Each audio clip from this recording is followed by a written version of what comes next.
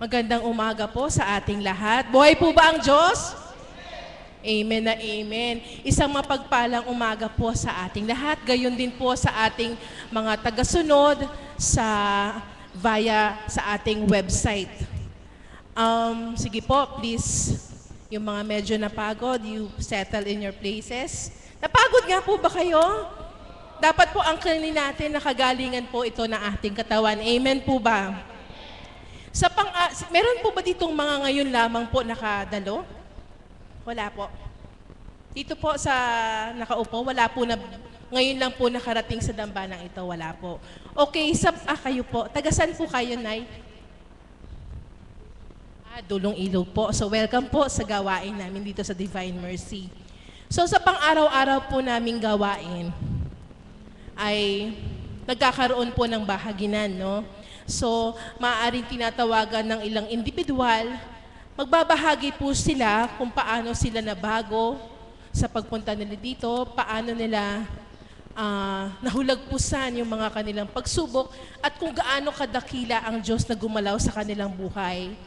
Kung nandito po kayo nung Valentine's Day, February 14, ako din po yung facilitator noon. Araw po ng mga puso. Kaya po nabigyan ng pagkakataon na ang magbahagi po sa araw na iyon, dahil nga po kumbaga araw ng pagmamahalan na naturingan sa kalendaryo, February 14, nabigyan pagkakataon po na ang magbahagi sa harap na ito ay mga mag-aasawa. Nandito po ba kayo nung February 14? Marami po sa inyo, pero medyo nabitin kayo, no? Nabitin po kayo. So ngayon po, nabigyan pagkakataon po muli ako na maging facilitator. Dahil Ibig month pa rin naman po, February pa rin po, bukas po magtatapos ang buwan, ay naisipan ko po na ituloy. Kumbaga, para po magbahagi sa atin ng ilang inspirasyon. Makikita po kasi natin sa mga samahang pangsimbahan, makikita po natin may mga couples for Christ, mga marriage encounter, Christian family movement, na naglalayon din po na, makita yung mga mag-aasawa na makapalakas ng loob ng kanilang pamumuhay at maging huwaran sa kanilang mga kapwa. So dito po sa ating dambana, meron din naman po tayong makakakitaan ng inspirasyon dahil makikita po natin ang ilan sa kanila araw-araw, maging alagad, kaps. Kumbaga, halimbawa po, isang alagad, may asawa silang kaps, napakaganda pong tingnan at makita na magkasama sila, magkatuwang sila na pumupunta dito sa ating dambana. So, bigyan po natin sila ng pagkakataon na magbahagi kung paano na bago or paano naging sentro ng kanilang buhay mag-asawa, ang kanilang pagsasamahan. Tinatawagan ko po ngayon, ito po dapat mag-share ng February 14, mag-asawa po sila, magkabiyak ng puso na parehong alagad po. So, palakpakan po natin ang Panginoon para kay kapatid na Monet at J.R. Cao.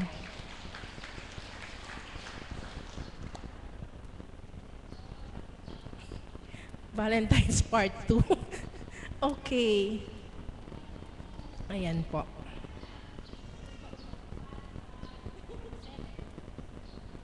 Buhay po ba ang Diyos?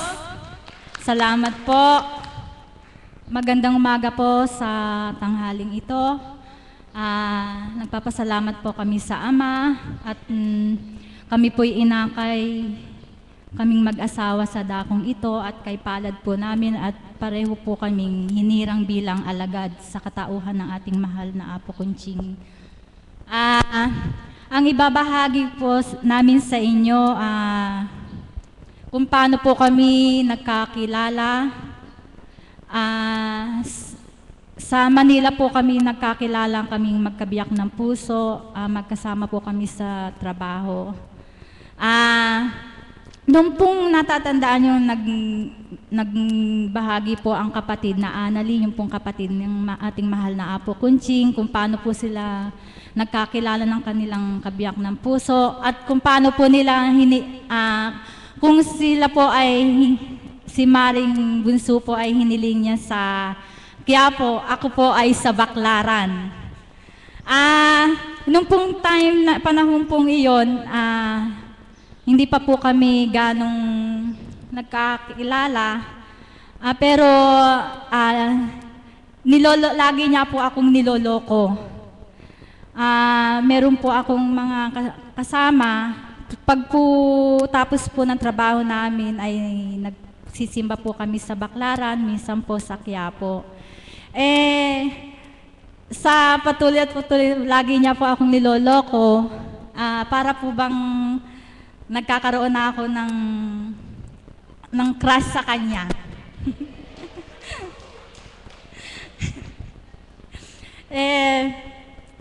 Alam niyo po, siguro po nung nagsimba po kami sa Baclaran, hiniling ko po sa mahal na Panginoon na kung kami po talaga, kung siya po talaga ang soulmate ko, kung loloobin po niya na kami nga po talaga. Minsan po, nanghingi po ako ng sign sa kanya na nung pong, siyempre po, hindi po tayo ganap na bukas sa Panginoon na hindi po natin alam na buhay ang Diyos. Meron po akong nakitang bulaklak na puti, hindi po siya rose. Pinulot ko po yun. Talagang inangking ko po na ilagay ko po yun sa isang Biblia po. Ewan ko po nung nasaan na po yun. Noong time po na yun, magkasama nga po kami sa trabaho hanggang sa ngayon nagkakakwentuhan po kami. Nagkaroon po ng parang isang pagsubok po na parang hindi po, parang nagkalayo po kami na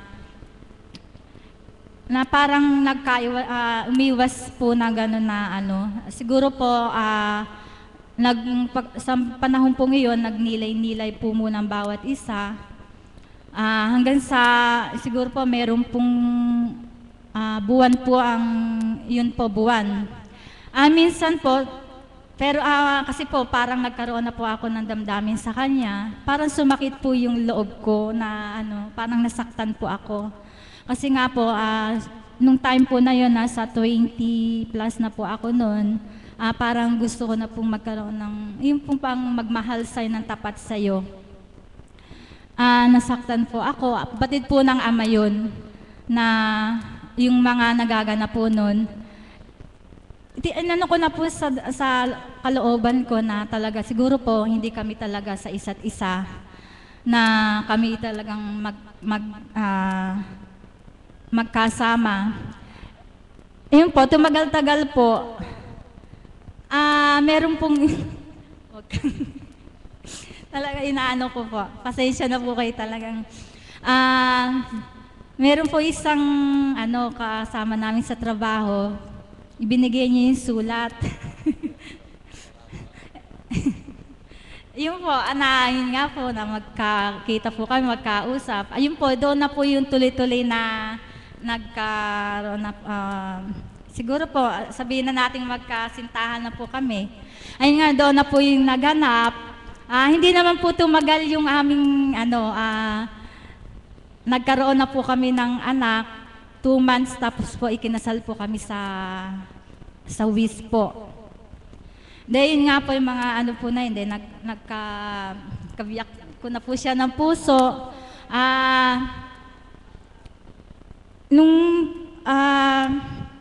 Ayun na nga po, hanggang sa nagkaroon na po kami ng 2 anak, na nagkaroon po ako ng pagkakataon na makapag-abroad uli. Nagja-Japan po ako dati. Binigyan po ako ng pagkakataon ng ama na nag-Japan po ako. Maliliit pa lang po yung anak ko na umalis po ako, yung pumbunso, isang taon pa lang po. Hanggang sa yung po, ilang beses po akong nag-abroad, nagkaroon po kami ng hanap buhay, pero wala pa po kaming bahay noon. Hanggang sa noon nga po, dumating ang takda na hiniling ko po sa Panginoon na magkaroon na po kami ng sariling tahanan. At yun po ay wala pong pagkabula, pinagkaloob po sa amin ng Panginoon na magkaroon kami ng simpleng tahanan. At ngayon nga po, noong time po na yun na book na po ako, waiting visa na po ako noon. Pero hindi pa po ganito yung dambana. Sumusunod po kami sa kung saan po humahayo ang Banal na Espiritu, ang Divine Mercy. Hanggang sa tumawag nga, nagkakaroon na po kami po nila Ate Mirna, nila Kuya Alan, nila Nana Rose. Ayun nga po, tumawag ang agency na ako nga na-cancel daw po yung visa ko. Pero po, purihin ng Ama, hindi po ako nagdalawang isip na bumalik po sa aming agency. Alam niyo po ang tinanggap ko, ang Panginoon. Ang Panginoon ang tinanggap ko sapagkat nung mga time po na yun, nakakaroon na po ako ng pangdama na talagang hindi mo maipaliwanag. Kaya nga po, nagpapasalamat ako sa Panginoon na hindi po ako nagsisisi na siya ang napangasawa ko kahit po na kami ay isang mahirap lamang. Pero purihin ng Ama, hindi niya kami pinababayaan. At sa kabila ng aming mga pinagdadaanan, ito po kami ngayon nakatindig at nakaharap sa inyo na nagbabahagi na may galak sa aming mga puso. At hindi po namin nadadama yung anumang lumbay o anumang bigat ng aming nararamdaman ngayon, kundi yung ang hiniling po namin sa Panginoon ay yung kagaanan ng kalooban, ang kagalakan at kapayapaan. Yun lang po at maraming salamat po. Maraming salamat po sa inyong lahat. Nasabi na po niya lahat.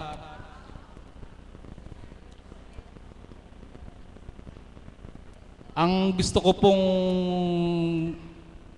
sabihin sa inyo, yung pong hiwaga ng Diyos talaga na kung paano nga ang tao, ang Panginoon ang makakabatid sa tao na talagang anda kong ito iba. Talagang 2005 nung panahong hirangin kami ng Banal na Espiritu, talagang napakaraming hiwagang ipinakita niya, pinatunghay niya. Iyon po siguro masasabi ko na sa bawat alagad na natikman yung mga bagay na ipinakita ng Diyos, mga hiwaga niya sa pamamagitan ng pagpapagaling sa bawat hinirang niya.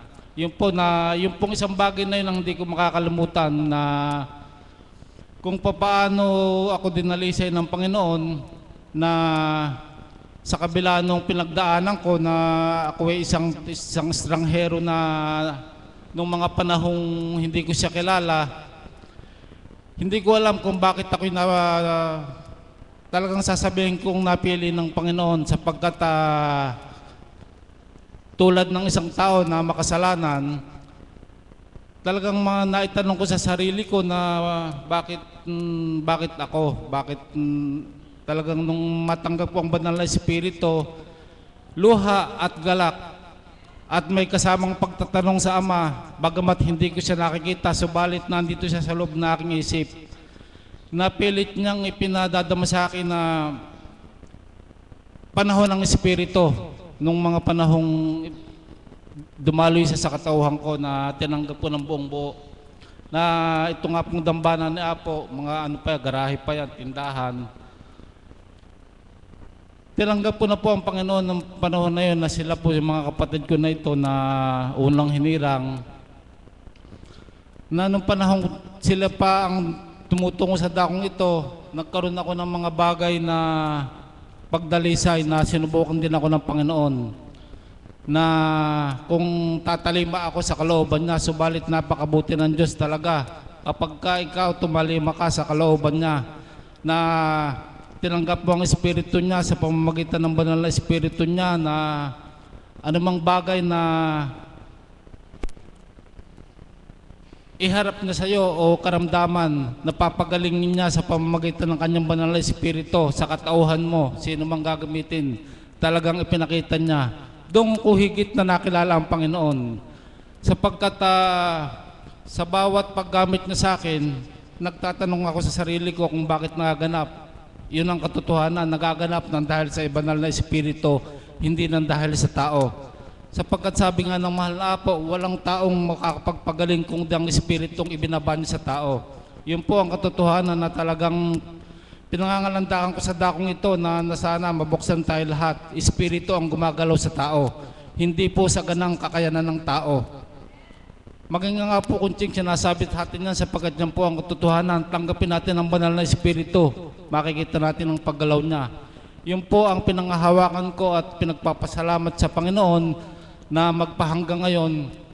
Ipinadadaman niya at sa tuwi na sinasabi ko nga, totoong-totoo na anumang bagay hindi baling mawala sa akin, huwag lang ang banal na espiritu sapagkat habang tayo nabubuhay kapag kasama natin ang banal na espiritu, makakamta natin yung pangako niya sapagkat ng tao ang Panginoon may pangako sa atin na pagdating ng takdang panahon ating makakamtan. Kaya yun lang po ang masasabi ko na patuloy tayo magtibay sa amin nga pong magkabiyak ng puso at talagang napakalaki ng utang na loob namin sa Panginoon sapagkat sa bawat pagdalisay na pinagdadaanan, napakagaang nahuhulagpusan sapagkat wala nga pong taong hindi dadaan sa pagdalisay. Sabi nga, kung ang ginto dinadalisay sa apoy, tayo pong mga hinirang at mga tagasunod ng Ama,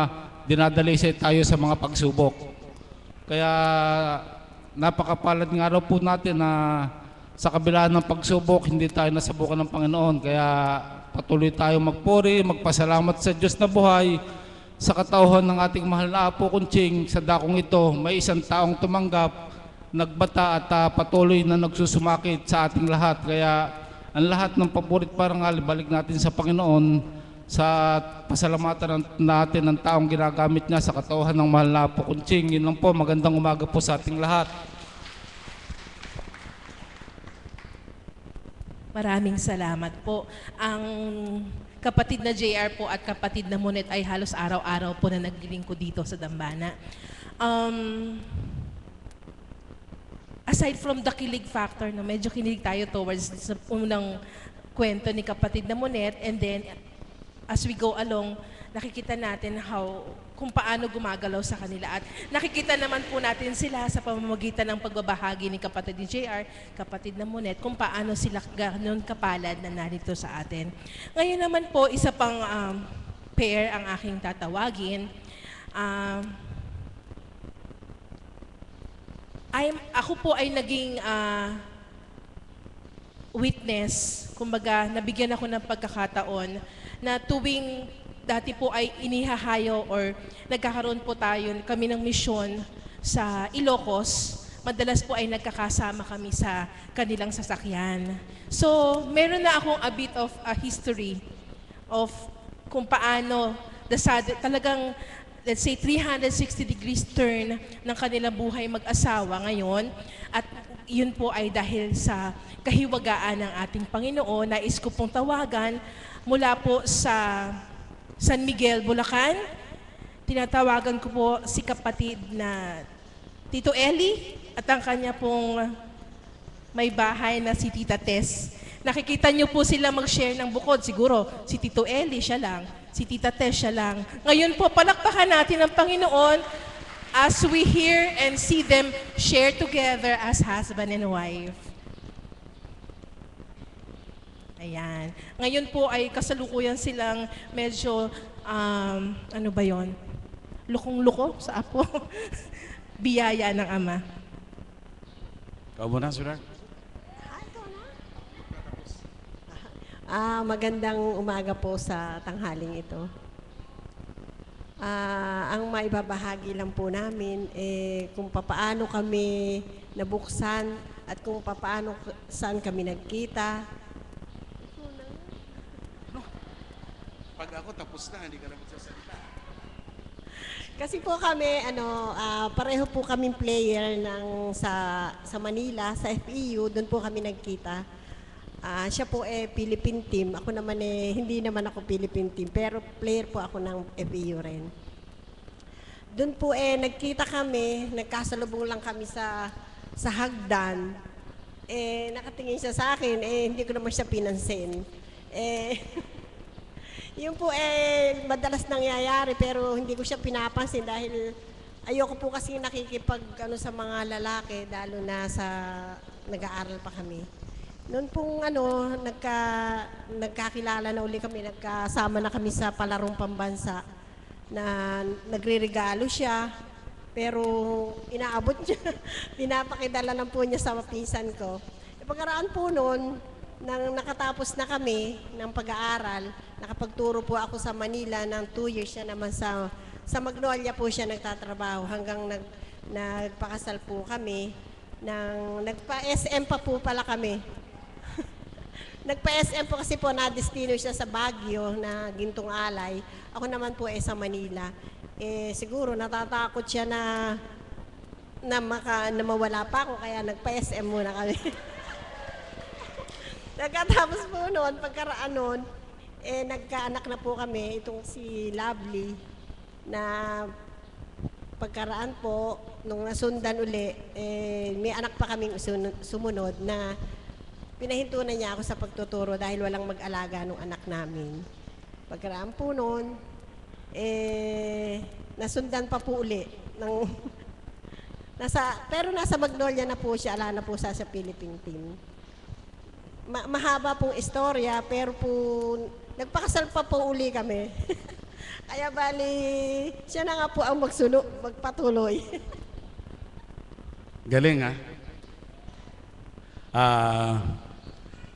Una sa lahat, papasalamat ako sa Panginoon dahil niloob niya na buksan ko sa inyong harapan ngayong umaga yung napakagandang kwento namin kung paano kami nag-meet.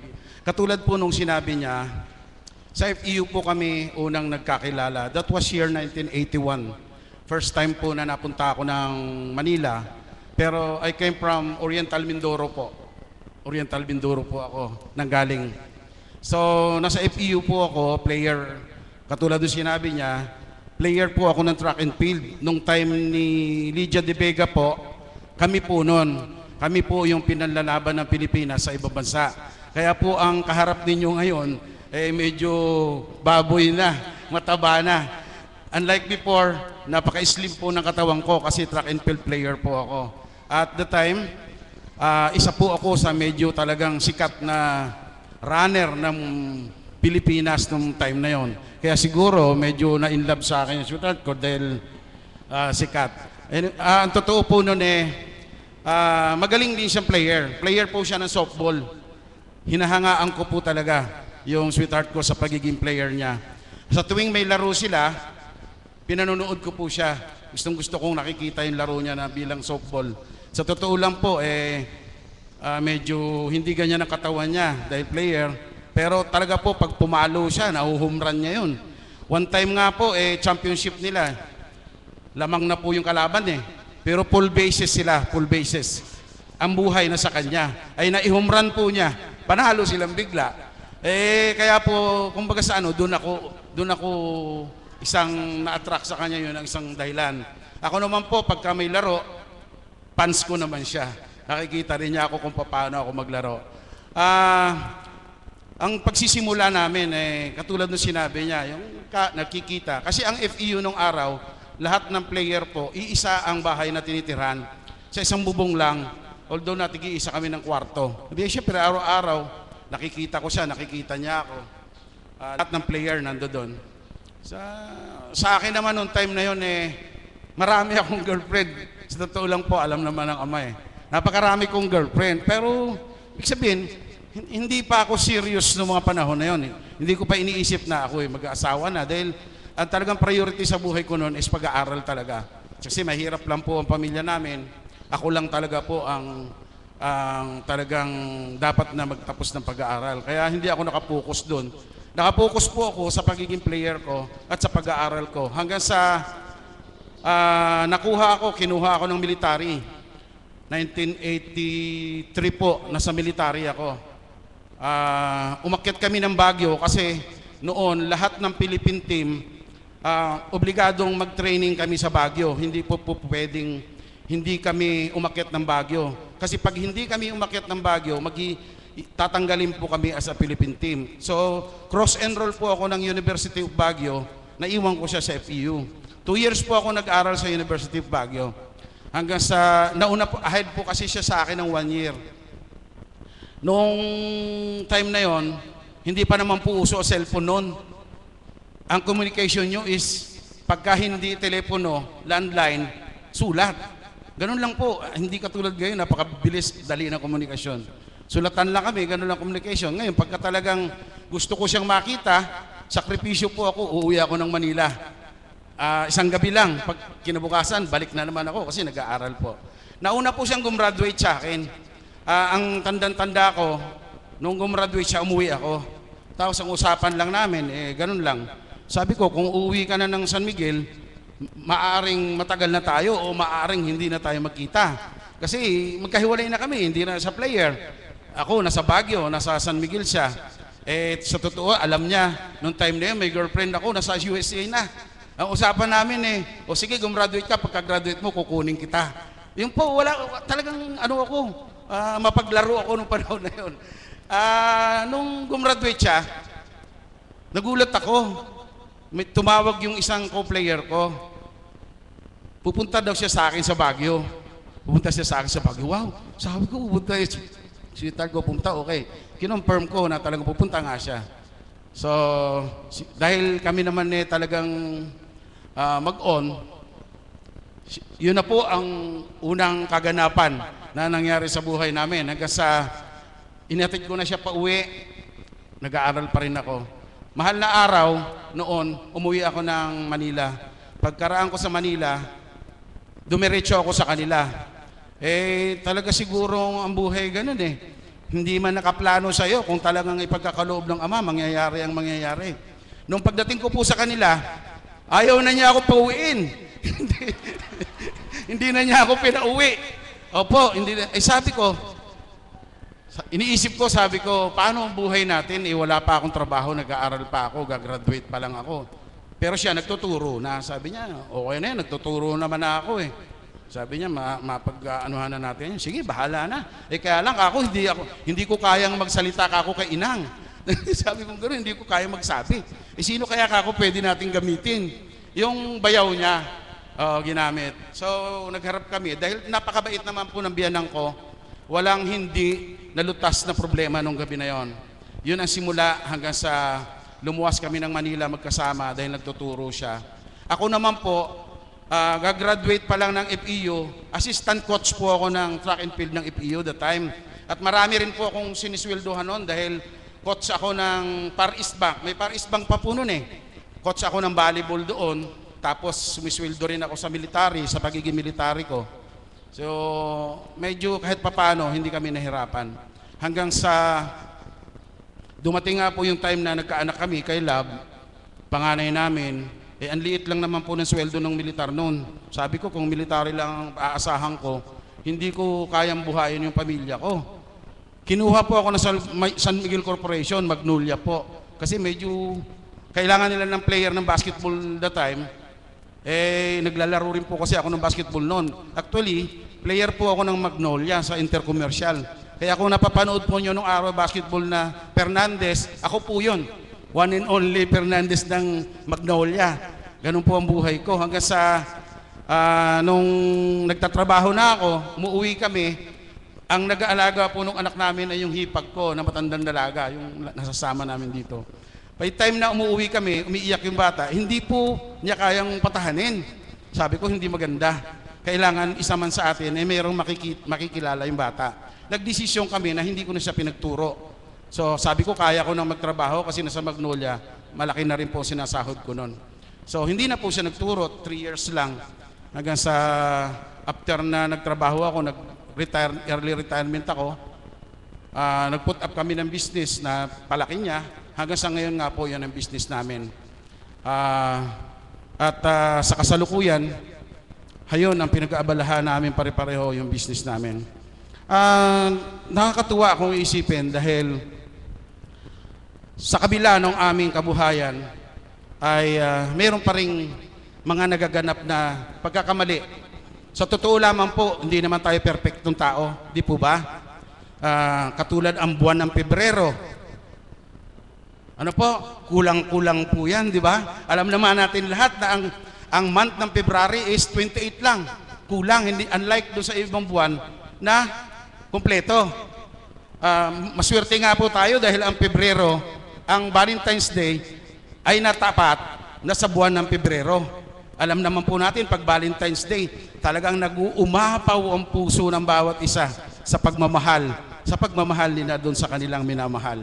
Alam po ninyo, masarap isipin. Pero sabi ko nga kanina, walang perpektong tao. Inaamin ko po sa inyong harapan, sa Panginoon, na ako minsan sa buhay namin mag-asawa, hindi ako naging perpekto sa Kanya. Yung po ang inaamin ko sa harapan ninyo, sa Panginoon, na minsan ay hindi ako naging perpekto. Kaya po, sa ngayon, sa buhay ko, malaki pasasalamat ko dahil niloob ng Panginoon na kami, ng aking kabiyak, ay mapunta rito sa Divine Mercy, kung saan ngayon ako at ang aking kabiyak at ang aking anak ay laging nandito. Ang totoo po nun, ako po ay mapalad na napabilang sa samahan ng mga Caps. Kaya po, sa inyong lahat, hindi ko man na-perfect ang pagmamahal ko sa aking kabiyak, na nagkamali po ako. Ngayon ko po pinatutunayan sa kanya. Actually, matagal ko na pong napatunayan dahil 3 times po kaming ikinasal eh. Tingnan nyo nga po ha, 3 times po kami ikinasal. Ang una, nag-SM po kami. Pagkaraan namin nasa Baguio noon, para lang ako mapanatag ka, o sige, nag-SM kami sa City Court po, Manila. Since then, pagka umusad ng taon, may anak na kami, ikinasal po kami sa huwes. Wala po akong kapalag-palag kasi that time, ang mayor ng San Miguel ay amain niya. Paano po ako papalag? Di tigok ako. Tiyuhin niya yung mayor ng San Miguel eh. Yung bayan nila, tiyuhin niya. No choice, sige, pakasal ako. Di nakasal ako, twice ano. Tapos po, nung kumpleto na po yung anak namin, muli, triple wedding po kami. Yung isang kapatid niya at saka yung pinsan namin. Sa pare naman po. So bali, 3 beses po kami nagpakasal. Kaya siguro yung sweetheart ko sa ngayon, at lalo nga nung kami ay nagkasama pa dito, alam ko panatag na siya. Panatag na siya dahil kami ay naglilingkod sa Panginoon. Although na dati ako ay talagang hindi naging perpekto sa kanya, pero ipinangangako ko na sa kanya na ngayon, simula ngayon, ako ay magiging perpektong asawa para sa iyo. At pinagsisihan ko na po yung mga pagkukulang ko. Sa inyo pong harapan ngayon, tamang walang perpektong tao maliban sa kanya. Si Alamon po ang perpekto. Amen po ba? Opo, inaamin natin ang ating pagkakamali. So, siguro ang pinakamaganda sa atin bilang tao, kung hindi man tayo perpekto, wala tayo sigurong dapat perpekain kung hindi yung pagmamahal sa ating kabiyak, sa ating pamilya, lalo't higit sa ating kapwa, lalong-lalo na po sa Kanya. Siguro po yun ang pinakamagandang perpekain natin. Palakpakan po natin ang buhay ng Diyos. At muli, maraming salamat po sa inyong lahat. Maraming salamat po, Tito Eli and Tita Tess. Yan po ang kanilang storya ng tunay na buhay. So, nakita nyo, it started sa school, nag-work sila pareho, and most importantly po ngayon, sa kasalukuyang buhay nila, ayan po, biniyayaan sila ng apo ngayon na bundle of joy talaga nila, pati si Lovely. Nakikita natin sila ngayon despite kung gaano kalayo yung San Miguel, nakakarating po sila dito at naglilingkod sa ating Panginoon. Ngayon naman po ay tinatawagan ko dito ang couple po na isa po sa mga tagasunod sa ating gawain para din po magbahagi ng kanilang buhay mag-asawa kung paanong ang Panginoon ay kumikilo sa kanila. Kinatawagan ko po, taga-bahay pari po sila, si kapatid na Marcos at Medi Pangilinan.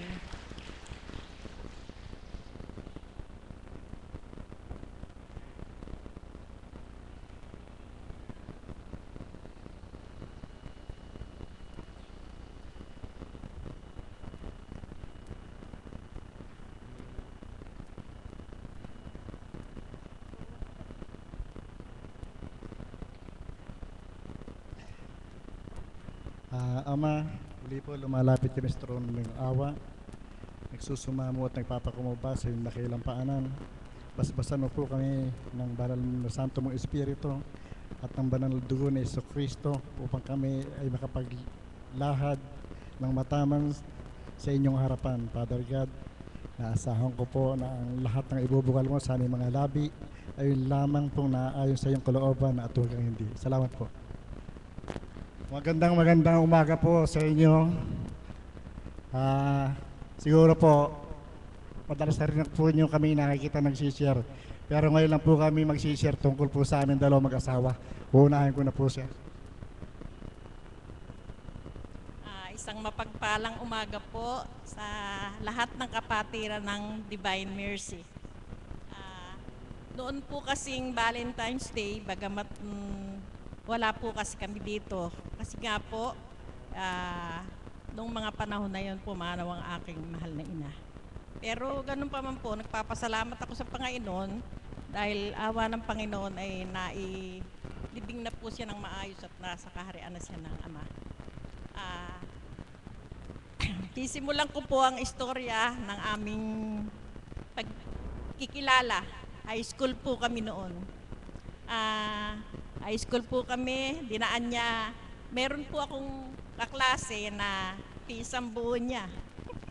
Dinaan po niya ang pagligaw sa akin sa pamamagitan ng sulat na pinadadala niya sa pinsan niya. Yun na nga po, nagsimula yun. 3 years naging mag-on kami. Almost 3 years na yon, nung pong makagraduate siya ng 4th year, nagpaalam po siya sa akin na luluwas ng Manila para magtrabaho. Nagkataon po, nung umalis po siya na yon, sinama naman po ako ng pinsan ko na miesta kami ng San Roque. April po yon. Nagkataon naman po na yung kinainan naming bahay, doon sa tapat, doon sila na pala na miesta at nakikain din. Paglabas po namin ng karsada, pagsisimba kami, nakita po namin siya. Hindi ko po alam na nandoon siya.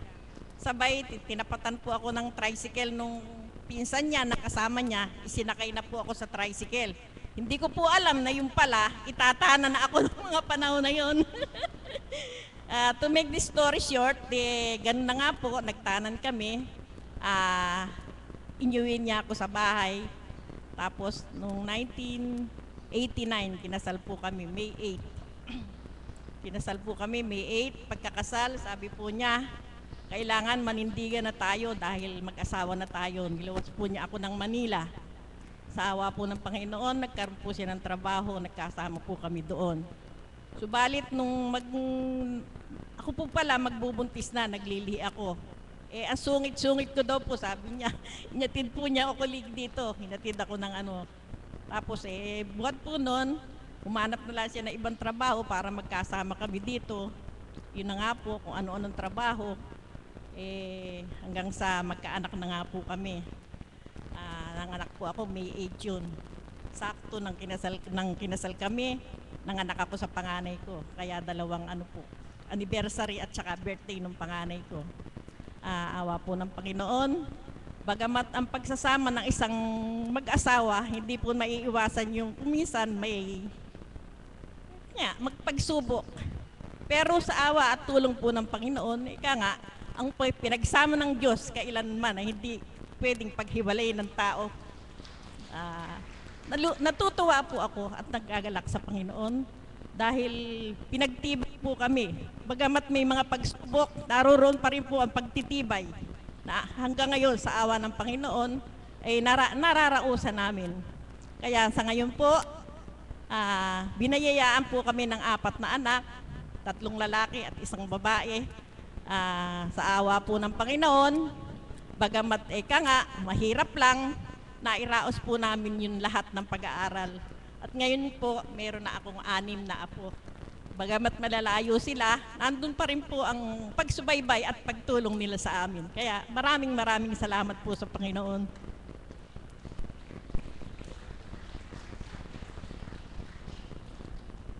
Hello, maganda pong umaga muli. Kasi po, nung mga panahon na yon, mga bata pa nga po kami, at unang-una nga po,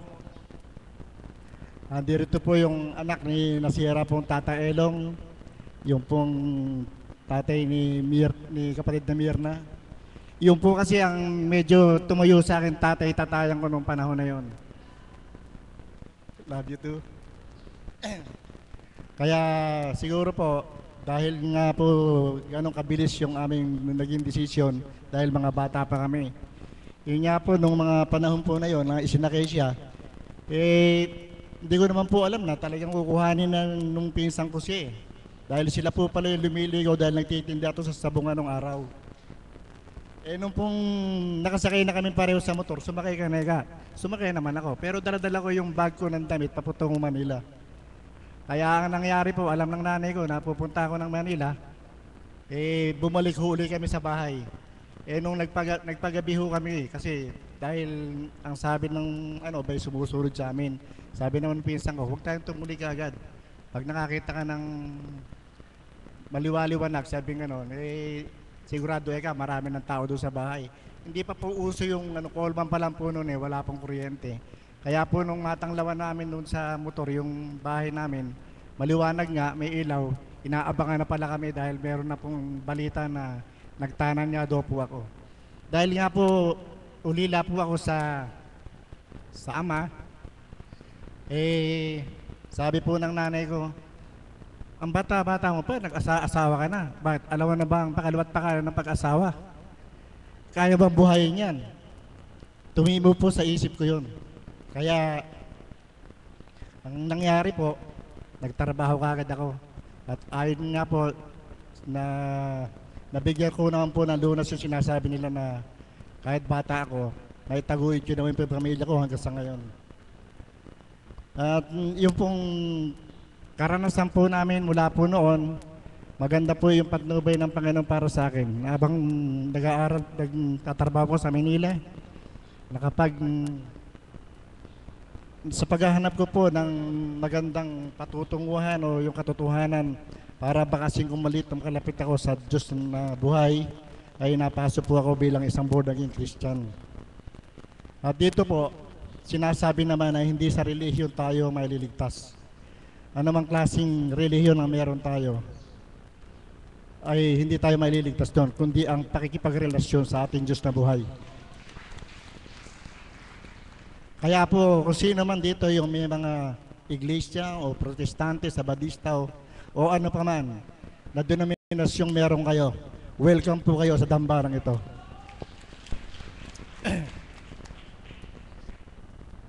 At yun nga po, yung nangyari, matapos po ang mga panahon na yun, dumating na po yung pagkakataon siguro marahil sa aking pagkakasakit. Muli po, napadako ko dito dahil parang backslide na po ako sa dati kong pinasukang born-again Christian. At muli po, natunghoyan ko rito ang buhay na Diyos sa pamamagitan ng ating minamahal na Apo Kunching. Nadama po namin ng magandang pagkapala ng Panginoon sa dahilan po na ang mithiin ko po ay talagang makalapit sa Diyos na buhay. At dito ko po nakilala ang ating minamahal na Apo Kunching. At sa patnubay po ng Ama, ako po ay kanyang pinagaling, pinalakad, na nung po ako magpunta rito ay gumagabay lamang po ako at may dalawang alalay.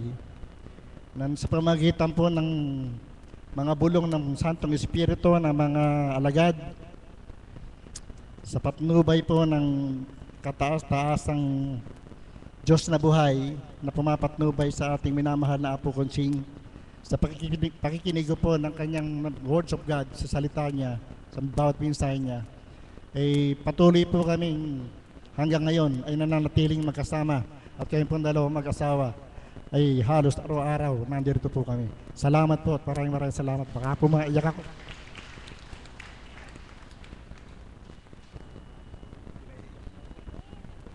Maraming salamat po na iyak daw po si tatay, no? Anyway po, may natututunan naman po ba kayo sa pagbabahagi nila? Meron po kahit paano nagfa-flashback sa kanilang memories yung pinagmula ng love life nila na ngayon po ay kasama nga natin po sila. Nakikita ko nga ilan sa inyo may glow sa mga mata nyo habang kinikwento nila yung nakaraan nila. Most importantly, yung kasalukuyan. Siguro namimiss nyo po yung mga asawa ninyo. Oo, love tayo ni Lord, Tita Maris. Anyway po, sino po ba dito yung kasama yung asawa nila ngayon? mag-asawa na nandito sa loob ng dambana? Wala po ba? Wala po mag-asawa dito ngayon sa loob ng dambana? Nasaan po yung mga asawa ninyo? Meron yata ito couple. Mag-asawa po kayo? Okay lang po yan. Ayun, nakita natin si nanay at si tatay. So siguro namimiss nyo ngayon yung mga kabiyak ng puso nyo. Parang feeling ko gusto nyo tumindig sa harapan na ito. Siguro nagpa-flashback din sa mga memories nyo, yung love life nyo, no? Amen po ba? Sa mga binahagi po ng ating mga kapatid, kumbaga, for richer, for poorer, in sickness and in health, till death do us part. Yan po ang dapat na talagang panghinawakan ng mag-asawa. Anyway po, ngayon po, bagaman hindi po niya makakasama ang kanyang kabiyak ng puso, pero supposedly po ay couple sila na haharap dito, tatawagan ko po ngayon ang isang kapamilya po ng ating mahal na apo. Ipagpaumanhin nyo lamang po hindi makakapagbahagi ang kabiyak ng kanyang puso. Bagamat I know for a fact na marami pong maibabahagi sa atin ang tatawagin ko ito. Tatawagan ko po ang isa sa manugang ng ating mahal na apo, kunsing si Bemark Cabuenas. Bemark?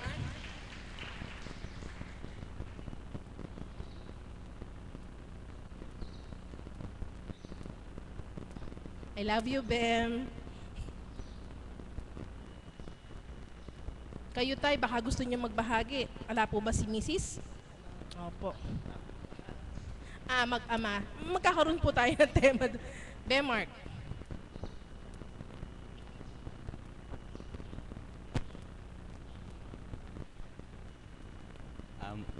Magandang umaga po sa tahaling ito, sa ating po lahat.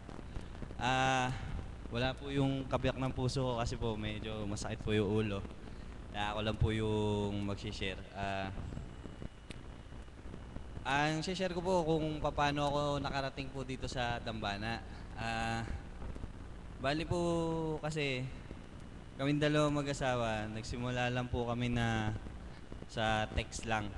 Textmate lang po kami nun eh. Bali, nung mga araw na yon, galit pa siya sa akin nun dahil siyempre po di pa naman po kami magkakilala, may pagka presko po ako pagdating sa nung mga panahon na yun kasi bata pa po. Siyempre medyo yung dating ko sa kanya parang iba.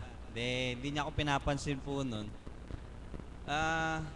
Siguro po talagang destined talaga na para na maging kami kasi isang beses bigla na lang ako nag-text sa kanya, nag-reply siya, tapos doon sa reply niya na yun hanggang sa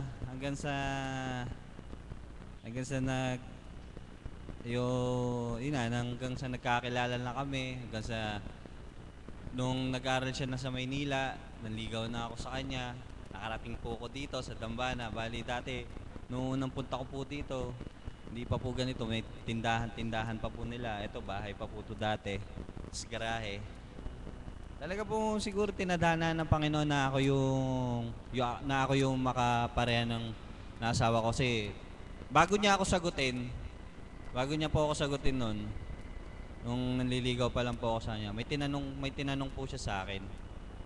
Sabi niya, kaya mo bang tanggapin? Sabi ko, ang alin? Tapos, yun nga po, sinabi niya sa akin yung tungkol kay Apo.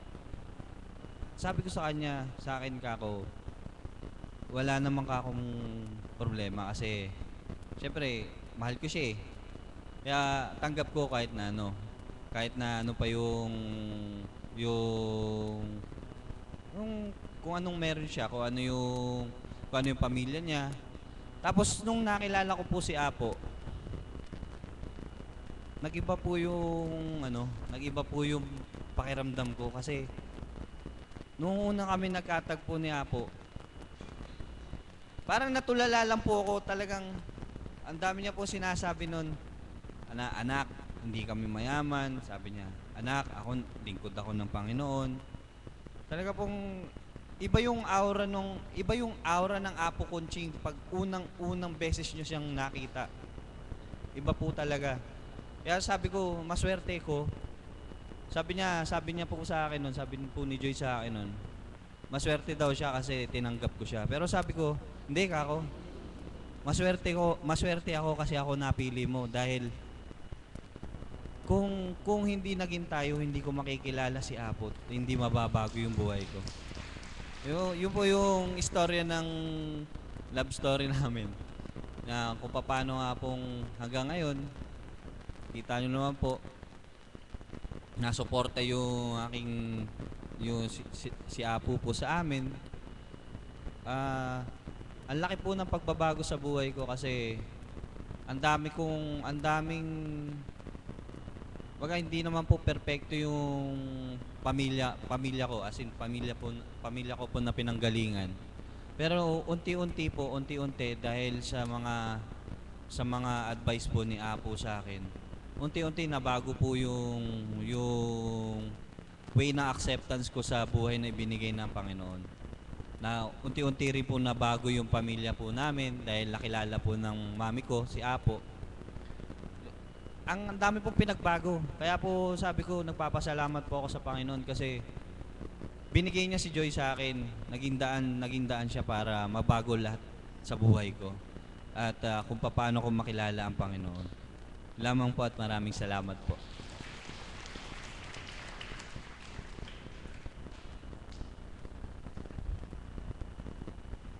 Maraming salamat po, kapatid na Bemark. Baka si Joy nanonood sa website na. Nasa taas lamang po ang anak ng mahal na Apo, kaya lang medyo masama po ang pakiramdam. Baka nanonood po siya ngayon. Hi, Joy. Nakapagbahagi na po ang inyong kabiyak ng puso.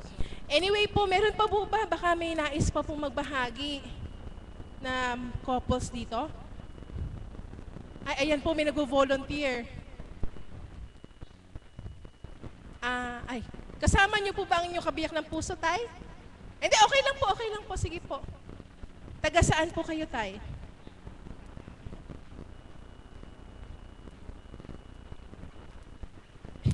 Maraming salamat po sa inyo at unang-una po sa ating Ama na buhay na nakikita ang lahat na nandirito. Ako po bilang yung pong ang ka-eskwela ko po yung nagpatutuo kanina na si Marcos Pangilinan, ako man po born again. Kaya lang po talagang tinitingnan ko kung ano katuruan. Tayo lahat tatakbo sa ating Panginoong Jesus. Ang Ama at si Jesus ay isa lang. Kaya ako nakikita ko po na basta ang hanapin natin yung maganda. Sa ating buhay, ipakita natin sa mga tao kung tayo'y nagbabago, ano man po pasukin nating relihiyon. Pag hindi natin binago ating sarili, wala pong maniniwala sa atin. Yung po pakatandaan nyo. Sa buhay ko po ngayon, na nananatiling nagkukuha po kami kasi ng tubig sa Pinakan. Kung hindi ang Ama ang kasama ko, lagi akong nasa Basagulo. Kasi po iba po ang takbo ng isip ng tao ngayon. Dahil mahirap po ang tubig. Maibibita ko lang po sa inyo sa Lapnet, meron pong nagbarilan sa tubig. Kaya ako, sabi ko nga, bawat abutan ko sa mga tao, huwag kayong magpapakabigla. Alalahanin nyo ang inyong mga pamilya. Unahin nyo ang ating Panginoon. Paglabas mo sa bahay, manalangin ka muna. At ako po ang ginagawa ko, Ama ka ako, subaybayan mo ko kung ano man po ako aabutan ko sa Kapinakan. Alam ko, hindi mo ko iwanan at doon ka nakabantay sa akin at ilalayo mo ko sa anumang problema. Ang kainaman po ngayon, kaya ako sa buhay ko, Diyos na ang aking pinangahawakan lahat Yung mga anak ko, 3, yung pong isa kong anak nasa abroad, yung pong 2 kasama ko. Isang babae, yung po nagkalupos, kaya sa akin po, napakaraming problema dumating. Sinubukan ako ng Panginoon na ipakita lahat kung paano ka matibay, maging matatag. Ako po, hindi po ako natinag. Nagpasalamat po ako sa Panginoon. Sabi ko, salamat Panginoon kung ano po ang ipasusubok niyo pa. ipakikita ko pa ang pagmamahal ko sa inyo. Para po ba si Job? Si Job, nung subukin ng Panginoon, inubos yung lahat ng kanyang kwa. Pero nung talagang ipakita na talagang siya kanya, ibinalik naman ng Panginoon na siksik-liglig sa kanya yung mga kinuha sa kanya. Kaya ako po, nakikita ko po lahat dito kay Apo Conching na 3 linggo pa lang po ako rito na sumasamba, nakita ko po siyang magsalita dito. Kaya nakita ko siya, yung talagang pananalita niya. Kasi pag nandito ako, ayokong tumitingin sa katabi ko Ang focus ko kay Apo Conching Kaya ako lahat, nakikita ko po siya, talagang ginagamit siya ng Panginoon. Lalo siyang binabanhay ng Panginoon. Kasi ang Panginoon talagang sa Bible man, pipili siya ng karapat-dapat, nabibigyan ng karapatang magpagaling. Yan po, basahin niyo sa Bible, nandun po yan. Kaya tayo, ako po, dinanas ko po nung pangalawang araw ko po dito, itong kamay ko nito, naglangis-langis. Pero pinahawakan ko po kay kapatid na Dory, kay Apo, pinakita ko, Apo, ano po ba ako yung, itong nakikita ko sa kamay ko, parang may langis. Pinahawakan ko po doon sa iba, wala naman po silang masalat na madulas. Napakadulas. Sabi ni Apo, napakagandang sinyalis yan. Kaya ako sa Ama, nakikita ko po si Apo, talagang ginagamit siya talaga. Sinisiksik siya ng Panginoon. At yung pong kanyang mga alagad na ginagamit din ng Panginoon na nakasubaybay sa kanya. Sabi nga ng Panginoon, pag mabuti ang ginagawa ng anak kong pinili at pipili din siya ng mabuting alagad. Nakikita ko po lahat yung mga alagad dyan, talagang napakaganda, napakabuti, at napakababait. Yung mga kap, nakikita ko po yung mga kalalakihan. Hindi po napapansin yung edad. Puro po magandang lalaki. Makikinis ang muka. Kaya ako po nagpapasalamat sa Panginoon na tayong lahat ay tumayo rito. Huwag po kayong mahihiya. Baka po kayo kung tumayo rito, gumagapang na lang. Kawa po kayo. Kailangan ipakita natin sa Panginoon, habang malakas tayo, Panginoon, itataas kita, papupurihan kita. Makikita mo, kulog na sa pinaka, nasa ibaba ka, purihin mo, Panginoon. Apo, ganun po ako sa aking buhay. Kasi nag-iisa lang ako sa bahay, yung mga anak ko, katabi ko sa mga kwarto. Pag ako po nag-iisa sa kwarto, meron po akong litrato ng Ama na bago ko mahiga, mananalangan ako sa Kanya. At paglabas ko naman, mananalangan ako sa Kanya. Kaya pag diretso ko sa pinak, pagkasama mo, Panginoon, wala kang takot. Kaya ako po natayo dito, sinabi nga ng Panginoon, tumayo ka anak. Kasi nagkabukol ako rito nung 1 linggo. Sabi ko, nung masalat ko, kumigirot Sabi ko, Panginoon, kung ito po ay pagsubok ito sa akin, salamat. Pero alam kong ako ito, Panginoon, pagagalingin mo. Nung pong 3 araw sinalat ko, wala Kaya sabi ko, mapakabuti ng Ama. Basta ka sa Kanya ka nakapokus at yung pananalig mo sa Kanya ay hindi nawawala. Yung pong tao madali pong gawan ng kasinungalingan. Pero ang Diyos ay hindi natin dapat sinungalingan. Yan ang tandaan ninyo. Huwag niyong itatago yung hindi mali. Yung pong pagninegosyo, pagka hindi tama, huwag niyong gagawin. Dahil meron nakatanaw sa taas. Yung pong tao madaling lukuhin. Pero ang Diyos ay hindi. Iaalis na lahat yan, dahan-dahan, makikita mo sa pamumuhay mo. Pero pagka malinis ang nasa isipan mo at sa kapwa mo, lalo kang mamahalin ng ating Panginoon. Maraming po salamat sa mga kap at sa mga ng ating si Apo Conching. Si Apo Conching hindi naman tumatanda bumabata pa. Pinababata ng Panginoon para maraming makarating dito. Ako, nung mapasin ko po rito, pumunta lang po ako rin sa barangay hall. Meron pong dumaan kami dito, nagpapatotoo. Sabi ko doon sa taga-Mapaniki, kasi yung aming kasama si Rod Guevara, nagpupunta po rito ng ni. Nung pong madang kami din, nakita ko na meron nag-share dito. Hindi pa ako nakalagpas doon parang may dumakot sa akin dito. Hindi ko naman sinabi sa mga kasama ko, baka baka sabihin, nagluloko lang ako. Nung pagdating ko doon sa gawi-gawiran, sinabi ko na, Brad, kaya ako may pumisil sa akin dibdib. Kaya pala, anong sabi ng Panginoon, anak, pumunta ka rito. Kaya nakarating ako rito.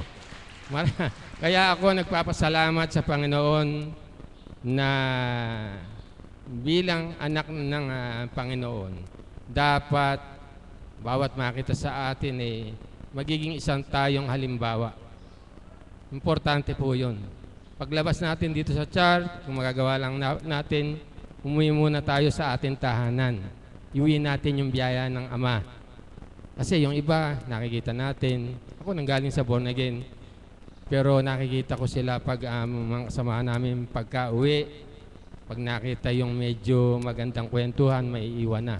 Ako po, mapamansin po ako dyan Pagka po yung medyo kilala, Brad, halika muna rin Pero kasi simba mo lang. Dapat iuwi mo sa bahay yung binigay ng Panginoon na kabutihan at pagpapala sa iyong tahanan. Kaya ako, nanggagaling dito kay Apo, sa ating Ama, antimano po ang sibat ko sa aming tahanan. Papasok ako sa kwarto, mananalangin ako, salamat Panginoon na dinala mo na naman ako sa aming tahanan, naligtas at nakikita ko naman kasama kita. Kaya maraming po salamat sa lahat-lahat kay Apo na nakikita ko naman talagang marami siyang tutulungan pa.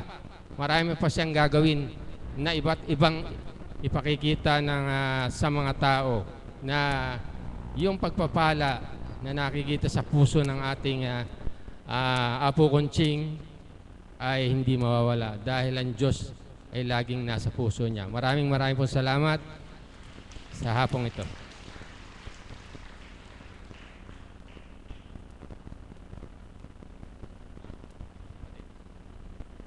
Maraming salamat po sa inyong pagbabahagi na tunay naman po na ating naunawaan. Amen po ba? Totoo po yung nasabi niya na, kumbaga, it shows to us na nakikita po sa isang katauhan ng isang tao kung nasa kanya ang Panginoon. Everything is taken positively po, katulad ng nabasa ko kanina sa post ni Tita Beth na lahat ng ating mga pagsubok, let's take it positively. Kumbaga, at the end of the story, mayroon yan magandang punto na hangad ang ating Panginoon para sa atin. Kung babasahin nyo rin po ang mga mensahe ng ating mahal na Apo Conching sa mga FB messages po niya, nandun po lahat. Mapalad po yung mga may FB accounts, additional points sa kanila yon na makabasa ng mga messages mula po sa ating mahal na Apo Conching. Ngayon po, nandito na po ang ating mahal na Apo Conching, ngunit bibigyan ko pong pagkakataon na makapagbigay po ng isang awitin ng ating kapatid na Pilar.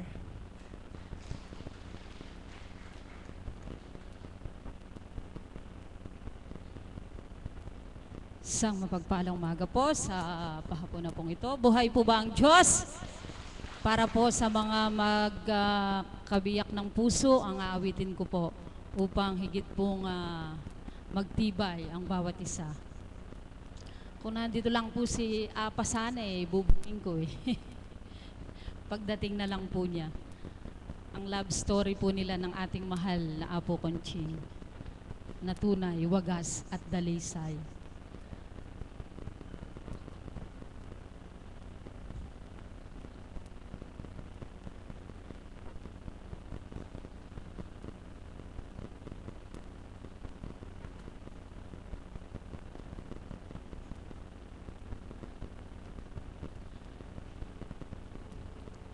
Para po sa kanila at sa atin pong lahat. Ikaw lamang ang aking ibigin, magpakailan ba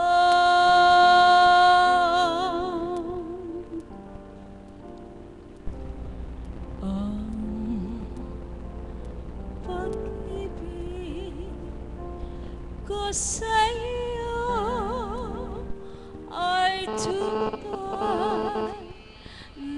nais ko sanang patunayan, huwag ka na mag-alinlangan. Ang pag-ibig ko'y hindi kukupas tulad din ng umagang may pag-asang sumisikat.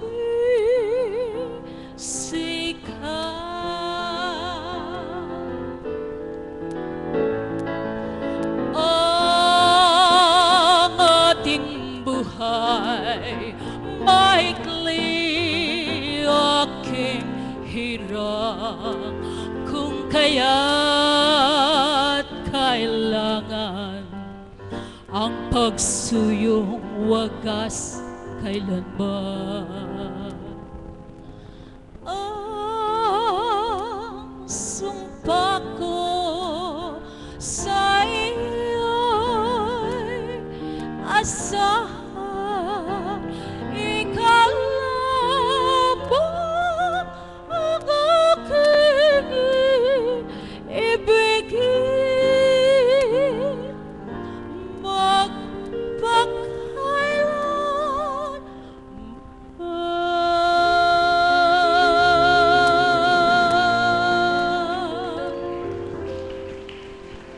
Salamat po.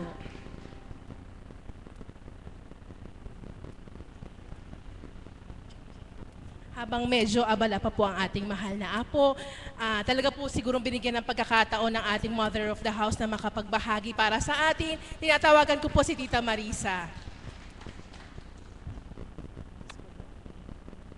Salamat sa iyo, Ama. Nawa sa oras na ito, ang iyong kalooban ng maghari sa bawat isa. At sa oras na ito, naway ganap maramdaman ng mga anak mo na ikaw ay naririto sa pamamagitan ng iyong Espiritu, sa katauhan ng inyong kinalugdan ng aming mahal na Apo Kunching, na sa amin ay iyong binigay upang ikaw ay masumpungan lubusan at mapaglingkuran ng buong katapatan. Amen. Buhay po ba ang Diyos? Purihin, purihin, dakilain ng ating Panginoon. Sabi ko nga po kanina, nung nalaman ko po na partner-partner ang tinatawag, sabi ko, Ama, kung kalooban niyo po na ako'y makapagbahagi, alam ko po na ito'y makapagdudulot ng masikit na malalim na kaukulan o pagkilala ng mga tao ayon sa iyong bahagi, sa inyong kinalugdan ng aming mahal na Apo Kunching. At ako po'y nagalak, lalo na umigting ang damdamin sa puso ko na makapagbahagi ng marinig ko po ang bahagi ng mga kapatid kong nauna na magkakabiyak at ang dalawang nahuli na sabi nga, iba man ang relihiyon na kanilang kinabibilangan, subalit sa dakong ito, nakadama silang lubusan ng Diyos ay buhay. Amen po ba yun? Buhay po ba ang Diyos? Pinupuri ko po ang Ama sapagkat nais kong maging makatotohanan sa inyo na ang katanungan ng aking puso't isipan na minsan ay dumaratal sa aking kaisipan na sabi ko nga, bakit po Ama, may mga kaukulang relihiyon na hindi matanggap ang ganitong gawain, lalo't higit kapag alam nilang Katoliko, bakit hindi nila matanggap? Alam niyo po, salamat po sa inyong dalawa bilang mga kapatid ko, na sa pangalan ni Kristo ay nagkaisa sa damdamin sa dakong ito, sa pamamagitan po nating mahal na Apo Kunching na ang tama at tumpak na aral na tayong lahat ay nakatanggap, pinatunayan lang ng Ama na hindi relihiyon na makakahadlang upang makatupad sa kanyang katotohanan. Buhay po ba ang Diyos? Maraming salamat po. At ayoko pong palagpasin itong araw na ito na sabi ko nga po, sa bawat pagtatala po ng mga pahayag ng Banal na Espiritu sa katawan natin mahal na Apo Kunching, at ang bawat binahaginan po, maging kayo na nagmamasid sa dakong ito, kayo po ay may karapatan para magsuri kung paano at sino ang gumagamit sa dakong ito. Hindi tao, kundi totoong Diyos na buhay, na maging kami po bilang mga alagad ay sabi ko nga po, hindi kami maaaring mag-angat ng pangalan ng sinuman upang ipangalandakan, kundi sa bawat pagtindig sa harapang ito, wala kaming inaangat o pinakikilala, kundi ang Diyos na buhay na tinanggap namin sa pamamagitan ng kanyang kinalugdan. Buhay po ba ang Diyos? At kanina po, sabi nga ni Doki, kung kayo po ay magkakaroon ng pagkakataon na basahin lahat ang mga kaukulang pahayag ng banal na Espiritu sa katawan nating mahal na Apo Kunching, at yung pahayag po ng mga alagad, sila Mami Beth, at the same time lahat pa po na may kaukulan na may Espiritu nag-uudyok sa puso nila upang magtala. Alam nyo po, binigyan po namin ng kaukulang pagninilay para ma-intact po lahat kung paano ang bahagi ng Diyos sa dakong ito sa pamamagitan ating mahal na Apo Kunching. Ang ating mahal na Apo Kunching ay tuwirang ang Diyos mismo ang gumagamit sa Kanya. Amen po ba yun? Nakapaloob sa Kanyang katauhan ang Diyos na buhay, na nakikita lang nating tao na kagaya natin. Amen po ba yun? Kaya kung magbabasa po kayo sa FB at babaybayin niyo po lahat ng pahayag niya, para po siya yung buhay na Biblia na nakatala lahat ng kaganapan noon, ngayon at magpakailan pa man. Kung susuriin po ng bawat isa, kung isa sa buhay ng bawat isa ay makabubuti sa bawat isa. Buhay po ba ang Diyos?